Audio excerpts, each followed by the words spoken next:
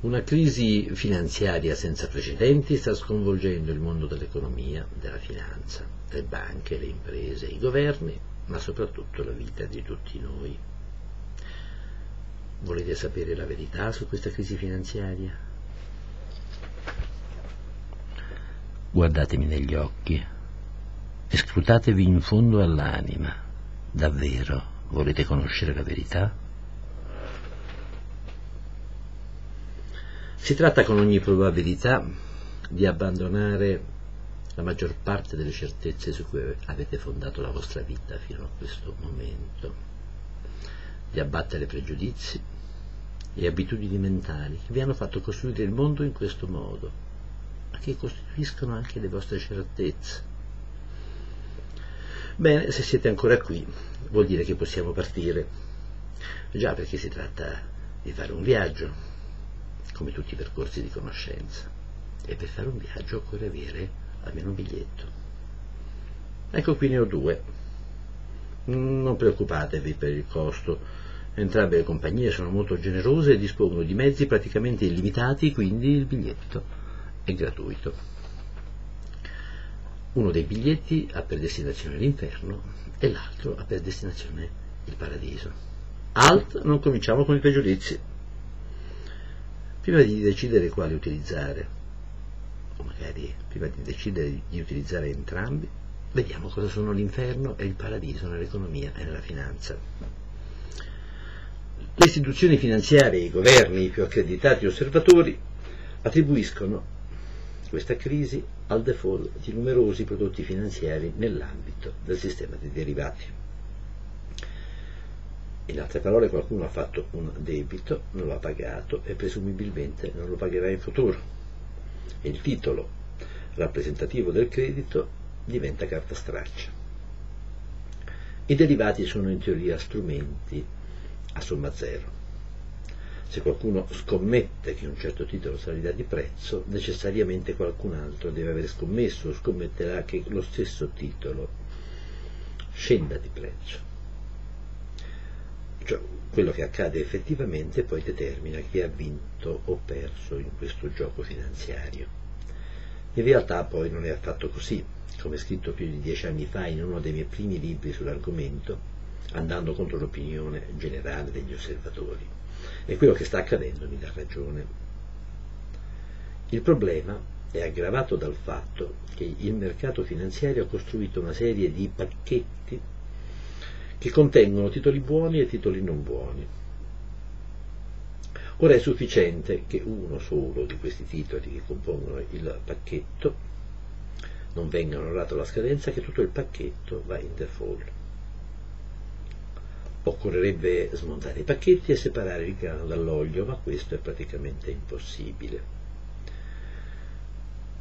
Date le dimensioni del fenomeno, dato il fatto che è difficile persino risalire all'origine delle obbligazioni contenute in ciascuno di questi pacchetti. Morale: nessuno sa effettivamente quanti di questi titoli andranno in default e soprattutto nessuno sa effettivamente quando questo avverrà. Si stima che circa 40 trilioni di derivati debbano andare in default, le stime sono del governo americano, della Banca Centrale Americana. L'insieme di tutti gli strumenti derivati è molto elevato. I dati della Bank of International Settlement, della banca delle banche, il terzo trimestre del 2008 riportano un totale di 407 trilioni di dollari per i derivati quotati in borsa e di 863 trilioni di dollari per quelli over the counter, i derivati non quotati in borsa, per un totale quindi di 1270 trilioni di dollari.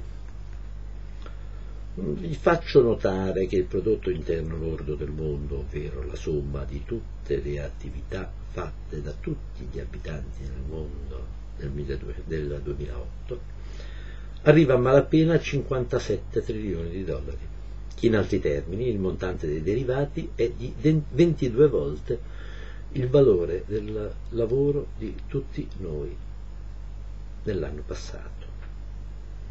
Insomma, rimboccatevi le maniche e cominciate a pensare di destinare parte consistente del vostro lavoro a pagare i debiti che il sistema finanziario ha fatto.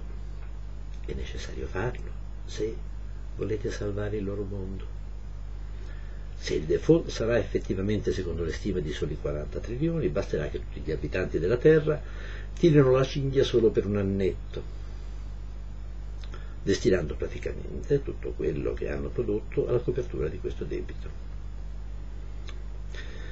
Già perché le risorse che il governo americano ha destinato, dopo aspre battaglie in Parlamento, per cercare di tappare la falla, assommano a circa $1 trilione e quindi altri 39 devono essere coperti e le risorse devono essere trovate. Ma se hanno ragione i pessimisti, che il buco è ben più ampio e tutto il sistema di derivati rischia il collasso, allora gli anni potranno essere 2 o 3 o forse anche 22. Prego, accomodatevi, perché io ho deciso da tempo di uscire da questo mondo di follia e pensare alla ricchezza e alla vita in altri termini. Che cosa sia un derivato le vedremo in seguito nel corso del nostro viaggio. Voglio qui soltanto farvi notare che sembra un pochino strano che in un trimestre possano esistere strumenti finanziari che hanno un valore che è un multiplo di tutte le attività fatte in un anno nel mondo, e si tratta solo di una parte di tutti gli strumenti finanziari che si fanno nel mondo. Per coprire questo default, quindi, dovrete lavorare per anni senza poter destinare nulla dei proventi del vostro lavoro se non alla copertura di questo debito. Questa cosa è talmente assurda, se ci pensate, che viene quasi da ridere se le conseguenze di questa storiella non fossero così drammatiche per decine e centinaia di milioni di persone nel mondo. Io credo che questa sia la dimostrazione più chiara del fatto che qualcosa non funziona nel meccanismo del sistema finanziario. E vi dico subito che la cosa che non funziona è il debito, è la logica del debito, è il fatto che questo sistema si fonda su un meccanismo di creazione del denaro basato sul debito e che inoltre questo debito cresce sempre e cresce necessariamente e non può che crescere, e crescendo determina rapporti di potere e trasferimenti di potere che nulla hanno a che vedere con una società democratica e aperta.